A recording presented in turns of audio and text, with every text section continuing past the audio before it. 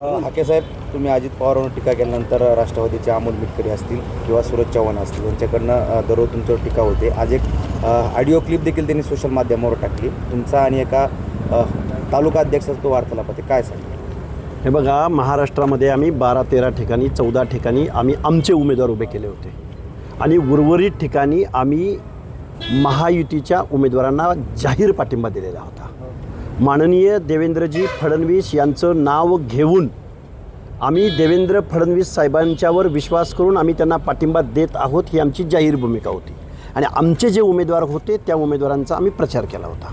ही भूमिका काय नवीन नाही. त्यामुळे त्या ऑडिओ क्लिपमध्ये बोलतं आहे कोण आणि माघार घेतलेल्या माणसाबरोबर कशी मॅनेजमेंट होऊ शकते? हे बघा, हा त्या ऑडिओ क्लिपबद्दल बोलायचं म्हटलं, या माणसानं पहिल्यांदा जी प्रेस घेतली ती लक्ष्मण हाके यांची अवकात सांगण्यासाठी घेतली. याला एवढी मतं पडलेत, इथं एवढी मतं पडलेत, इथं एवढी मतं पडलेत, याची ही लायकी, अशा पद्धतीची प्रेस घेतली. ठीक आहे, लक्ष्मण हाकेची अवकात नव्हती. आणि आत्ता परत म्हणतोय की यानं भोकरमध्ये उमेदवार मॅनेज केला, यानं लोहा कंधारमध्ये उमेदवार मॅनेज केला, यानं अमुक ठिकाणी उमेदवार मॅनेज केला. मी आता पुढची क्लिप पाठवणार आहे.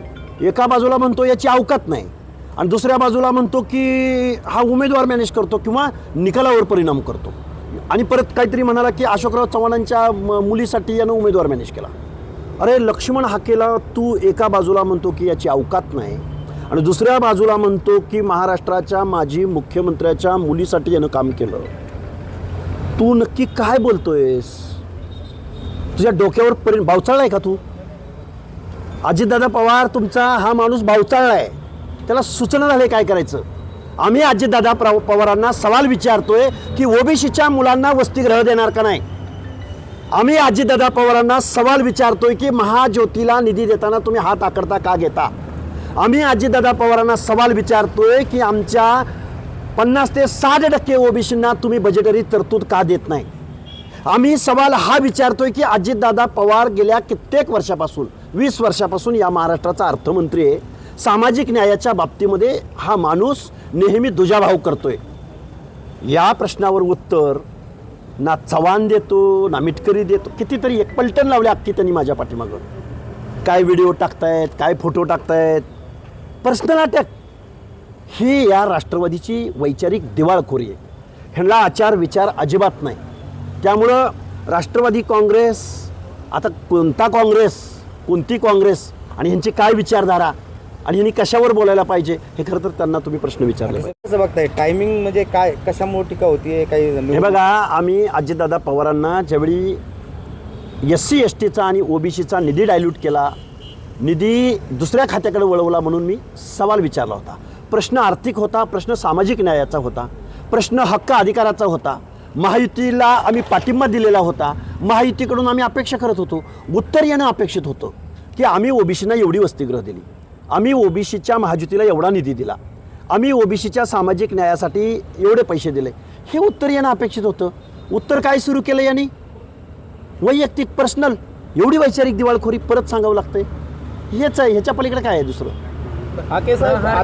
प्रहारच्या उमेदवाराने अर्ज मागे घेतला. तो म्हणतो की लक्ष्मण हाकेचा दबाव होता, असं कुंटे म्हणतो. पक्ष प्रहार कुणाचं आहे? प्रहार पक्ष कुणाचं आहे? प्रहार पक्षाचे अध्यक्ष कोण सांगा ना महाराष्ट्राला तुम्ही?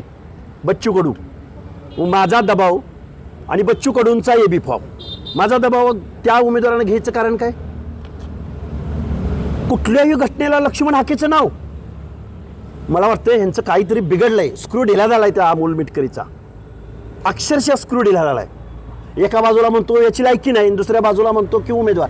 अरे उमेदवार. त्यामुळं कुछ तो दया डाल में काला है, गडबड आहे. त्या अजितदादाला अख्खी पिलावळ माझ्यावर सोडावी लागलेली आहे.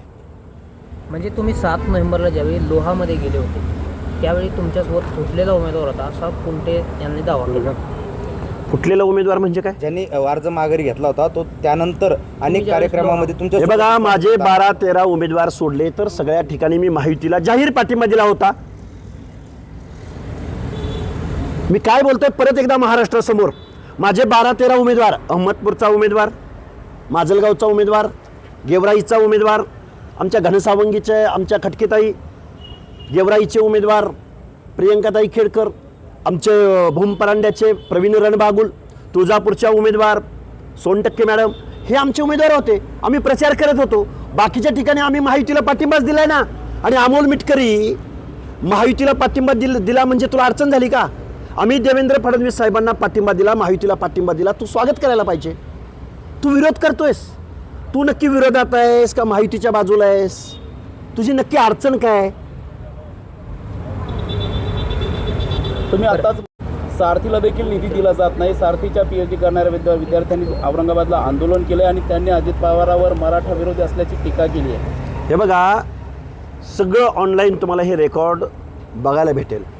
सारथीची टोलेजंग इमारत पुण्यात उभी राहिली, प्राईम लोकेशनला खूप महत्त्वाच्या ठिकाणी उभी राहिली पाहिजे. पण महाज्योतीला ऑफिस भेटत नाही. महाज्योतीच्या पोरांना स्टायपेंड देत असताना, OBCच्या पोरांना PhDचा स्टायपेंड देत असताना सुद्धा त्याचा निधी कमी आहे, त्याचा फरक दिला जात नाही. महाज्योतीच्या अनेक योजना, अनेक स्कॉलरशिप अशा आहेत की बजेटरी तरतूद होत नाही. अण्णासाहेब पाटील महामंडळाला हजारो कोटी रुपये दिले जातात, त्याचं व्याज महाराष्ट्र शासन भरतं. पण OBCच्या वसंतराव नाईक महामंडळाला, अहिल्यादेवी होळकर महामंडळाला आणि परत विजयंतीच्या 8 महामंडळांना 1 रुपयाचा निधी हाच अजितदादा पवार नावाचा अर्थमंत्री देत नाही. बलुत्या आलुत्याची महामंडळं आहेत, त्यांना पैसे मिळत नाहीत. बिनव्याजीची कर्ज अण्णासाहेब पाटील महामंडळाच्या माध्यमातून दिली पाहिजेत. पण आम्हाला दुजाभाव का? आमच्या बाबतीमध्ये निर्णय घेताना, निधी देताना तुमच्या हाताला लखवा मारलाय का अजितदादा पवार? काय नक्की प्रॉब्लेम आहे तुमचा? तुम्ही आर्थिक नियोजनासाठी तुम्ही काम करताय उपमुख्यमंत्री पदावर. गावगाड्यातला जो शोषित आहे, वंचित आहे, पीडित आहे, ज्याच्या लेकरा बाळांना शिक्षण घेता येत नाही, त्या लोकांना आम्ही स्कॉलरशिप मागतोय. आणि तुम्ही भुरटे, गर्दुल्ले, ज्याला गावात हुंगत नाहीत कोणी, अशी माणसं माझ्यावर सोडताय तुम्ही.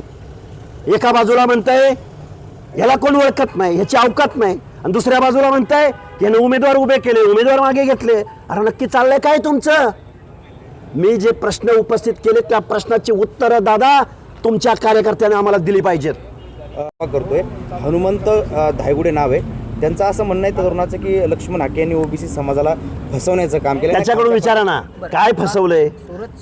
सूरज चव्हाणांनी ट्विट केलंय, लक्ष्मण हाकेम हे धनगर समाज आणि OBC समाजाला कलंक लागलाय. माझा समाज आणि OBC समाज ठरवेल. चव्हाण कुठल्या जिल्ह्यात, कुठल्या तालुक्यात, तू पण ये समोर. आणि तुला कोण कुत्री तरी ओळखतात का गावातली भटकती फिरणारी? तू कुठल्या प्रश्नावर भांडलास रे? सांग ना. कोण आमचा OBC समाज, माझा धनगर समाज, मी कलंक आहे का काय आहे ते ठरवेल ना. तुझ्या सर्टिफिकेटची मला काय गरज आहे? मी गावगाड्यामध्ये फिरतो, मी 18 पगड जातीच्या प्रश्नावर बोलतो, मी बजेटवर बोललोय, मी महाज्योतीवर बोललोय, मी आर्थिक विकास महामंडळाच्या निधीवर बोललोय. त्याच्यावर उत्तर दे. तुझी अवकात आहे ना? पर्सनल काय बोलतो? ये चाल, मी जे प्रश्न उपस्थित केलेत त्या प्रश्नाची उत्तरं दे. 1% पलीकडं या फुले शाहू आंबेडकरांच्या महाराष्ट्रामध्ये OBCंना बजेट दिलं जात नाही. हा माझा सवाल आहे. अजितदादा पवार, तुमची कुवत आणि तुम्ही OBCच्या बाबतीत कसं काय द्या या प्रश्नाचं उत्तर. तुम्ही दुसऱ्याच्या रिचार्जवर चालणारे आहात असं सुद्धा ते चव्हाण म्हणताय. अजितदादा पवार कोणाच्या रिचार्जवर चालतो? काकांच्या ना, माननीय शरदचंद्रजी पवारांच्या रिचार्जवर अजितदादा पवार चालतात ना. आजपर्यंत चालले ना. आता पंख फुटले त्यांना. शेवटचा प्रश्न, काय काय जे लोक दारू पिऊन झुलतात त्यांच्यावरती मी बोलू कशा? त्याच्यावर बोलण्यात काय अर्थ? कोण दारू पिऊन झुलतात? म्हणजे अप्रत्यक्ष तुमचं नाव न घेता त्यांनी तुम्हाला टोला मारला. सुनील तटकरे. या महाराष्ट्रामध्ये जे वायनरीचं दारूचं उत्पादन आहे ना, ते भारत देशातल्या वायनरीच्या दारूच्या उत्पादनापैकी 80% उत्पादन महाराष्ट्रात होतं. आणि ते दारूचं उत्पादन कोण करतात तर सुनील तटकरेच्या पक्षाचे कारखानदार, भांडवलदार मंडळी करतात. 80% भारतातल्या 80% दारूचं उत्पादन. त्यामुळं माझी या महाराष्ट्राच्या उत्पादन शुल्क मंत्र्यांना माझी विनंती आहे की तुम्ही महाराष्ट्र दारूतून मिळणाऱ्या टॅक्सवर चालवू नका. हा माझा सवाल आहे त्यांना. तुम्ही कारखाने काढता, दारू विकता आणि तुम्ही एखाद्या माणसावर जाऊ द्या ते तटकरे मी जर बोललो तर अमोल मिटकरीच्या अंगावर कपडे सुद्धा राहणार आहे असं तुम्ही म्हणालात. नेमकं हा धमकी आहे का अमोल मिटकरींना इशारा आहे? अमोल मिटकरी नावाच्या वरिष्ठ सभागृहात अजितदादांनी त्याला संधी दिल्या. या माकडाला काय संधी दिल्या? वरिष्ठ सभागृहात या माकडाला संधी दिल्या. त्यानं सुरुवात करताना अशी केली की ह्याच्या गाडीचा नंबर YZ ठेवा. या माकडाने जोपर्यंत YZ या शब्दाचा अर्थ सांगणार नाही महाराष्ट्राला, तोपर्यंत या मिटकरीला आम्ही माकडच म्हणणार. एक शेवटचा प्रश्न. अमोल मिटकरी असंही म्हणतात की लक्ष्मण हाके हे तोडीपाणी नेते. मी तोडपाणी करतो एका वाटीमध्ये. अजितदादा पवार तोडपाणी करतात समुद्रामध्ये. बरं. त्यामुळं मनोज जरांगे पाटील पुन्हा एकदा मुंबईला धडकणार आहेत 29 ऑगस्ट. ओबीसीच्या हक्क अधिकारावर जर आम्हाला अडचण येते असं वाटलं की ओबीसी बांधव महाराष्ट्र गदा गदा गदा गदा हलवून जरांगीला तिकडेच अडवणार जाऊन. म्हणजे कुठल्याही परिस्थितीत आता सरकारला सुट्टी नाही असं ते वारंवार सांगताय. आम्ही आमच्या हक्क अधिकारावर जर कोणी चॅलेंज केलं तर आम्ही कुणालाच सोडणार नाही, मग सरकार असो किंवा जरांगी असो.